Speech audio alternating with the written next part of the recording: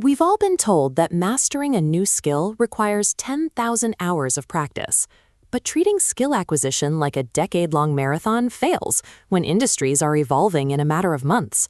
By the time you hit hour 5,000, the tools you are mastering are likely obsolete. This animation illustrates a physiological limit called extraneous cognitive load.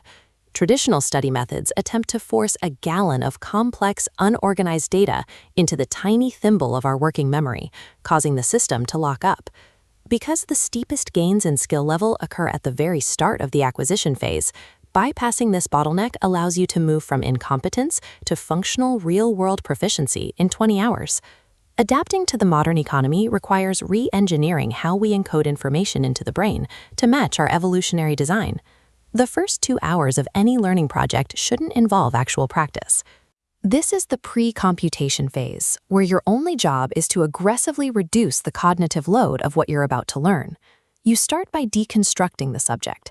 Instead of looking at a massive, intimidating skill, you slice it down into its smallest possible microcomponents. This chart shows massive potential skill inputs. Applying the Pareto principle, we filter this to identify the specific 20% driving most outcomes. Like learning Spanish, don't memorize the dictionary. Isolate the 200 common words making up 80% of daily conversations. Once isolated, you sequence these components to avoid early failure. Elite chess prodigies often skip complex openings and start with simplified endgames, mastering deep principles before adding variables. Filtering out the noise up front ensures your working memory stays clear. When you do start the clock, every minute goes toward inputs that generate actual proficiency. The bulk of your 20 hours is spent in the execution phase. This stage is marked by deep neurological friction, the price of strengthening synaptic connections. Passive reading or highlighting notes creates a dangerous illusion of competence. The only mechanism that guarantees physical changes in the brain is active recall, forcing yourself to pull answers from memory.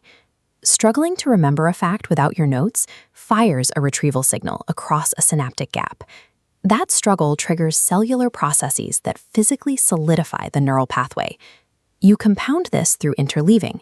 Constantly rotating between different problem types forces your brain into continuous active retrieval. Whenever you hit a wall, look for the rate-determining step. Isolate the single weakest bottleneck and drill it until it clears. If your study session feels comfortable and easy, you are wasting your time. Frustration and friction are the biological prerequisites for rapid skill acquisition. You reach the 15-hour mark, and you encounter the final biological enemy of the learning process, the exponential decay of your long-term memory. This plots the forgetting curve. Without active intervention, memory retention plunges over the first few days as the brain prunes unused pathways. Spaced repetition uses strategic reviews to reset the curve.